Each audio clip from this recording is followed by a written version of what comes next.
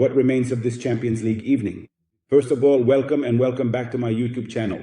There is some regret left because overall, from a numerical standpoint, the results are not good. Juventus narrowly lost in Madrid and Atalanta couldn't get past a goalless draw with Slavia Prague. Why is there some regret? Because Juventus played a good match at times, even a courageous one, but with the crucial flaw, in my opinion, of not taking advantage of the chances they had in both the first and second half.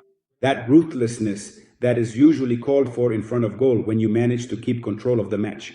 In the first half, Real Madrid had a lot of problems building out from the back and weren't a compact team.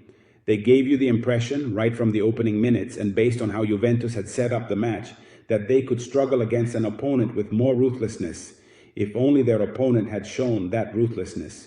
Juve had some chances, one right at the start that was important, with Kalulu, who paradoxically was a protagonist, if we want to put it negatively, in the situations that Juventus failed to capitalize on, because on that run, on the gap that had opened up at the beginning of the match, Kalulu should have done better, and when it came to Vlahovic, he put in a rather basic and predictable cross.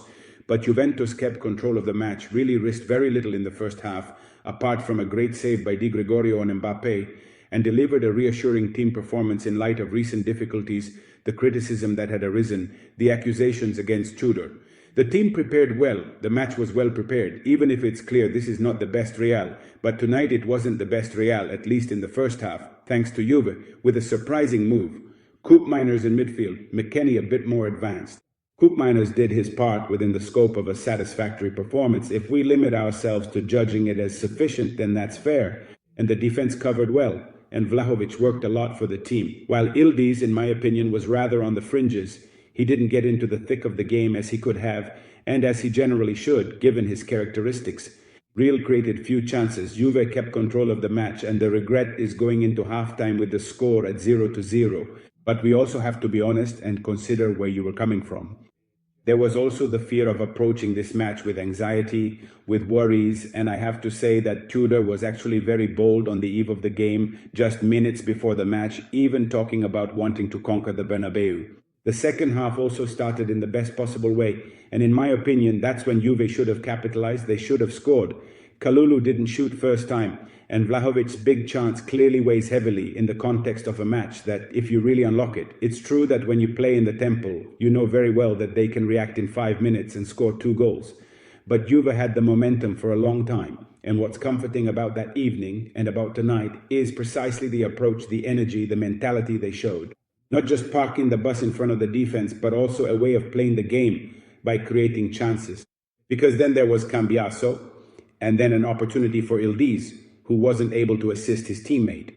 And then if you don't break the deadlock in matches when you have the right chance, the right opportunities to do so, it's clear that things can change, because we're talking about Real Madrid. Bellingham's goal was a piece of brilliance from Vinicius, who, if I have to nitpick, the classic perfectionist analysis, Vinicius did whatever he wanted, no one challenged him, and he hit the post. You might say to me, but Vinicius often does whatever he wants when he's having one of those inspired nights. That's true, but in my opinion, they should have done a bit more to stop him. And on the rebound from the post, Bellingham was completely unmarked and able to finish with certainty, just as he did. And at that point, the match changed inevitably because you're left with the regret of not having taken the lead. Lee stepped up. And Di Gregorio took center stage as the cover star, making 2 or 3 important saves, maybe 3 or 4 in total over the course of the evening. Juventus was a bit shaken. Tudor tried to fix things and tried every possible solution. He immediately put on, with Cuisan's Openda was too slow at the end, even when he had the chance to equalize after a move and an assist from Jonathan David. In that moment, you have to strike just like Kalulu should have. Maybe there were more chances to go down by another goal than to equalize, but I repeat, the game changes if you're a bit more ruthless when you have the chance to take the lead. Overall, if we look at it considering the fears that existed before this match, my goodness, you go to the Bernabeu and risk getting thrashed. There are definitely some positives in the performance, but now we need consistency to understand what Tudor wants to do and whether he'll keep playing Koopmeiners in that position, if he'll change things again, if we'll go back to the drawing board, if Locatelli, who jumped on the train mid-journey, will return in Rome against Lazio, if you'll stick with Vlahovic as your main option or bring back Jonathan David. So for me, these are essential steps within a season. Regarding the coach's position, you heard Cellini's words before the match, which, clearly out of respect, I won't comment on. They were just formalities. It's normal to think that now there's a run of matches that will put Tudor in a position where he has to get results. The Champions League standings don't look great. 3 matches, only 2 points and 2 draws. Today, Juve would be out of the playoffs, but there's still time with 5 matches left, knowing they have to play at Real Madrid's home. There's time to recover, to at least achieve the bare minimum.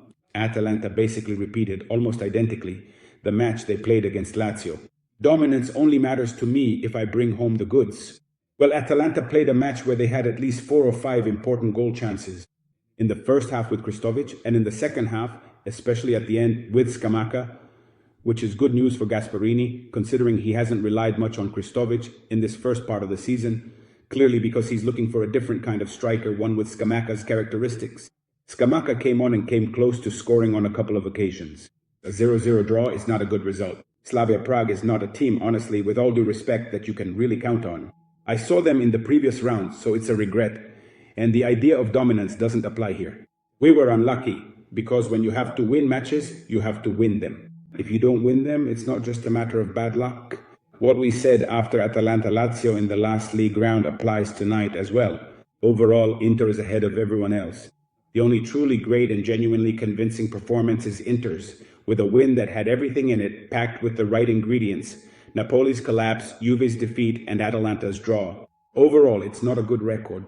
If we look at it in terms of the answers you were looking for from a performance perspective, I repeat, Juventus gave good responses, but now what's clearly needed is consistency.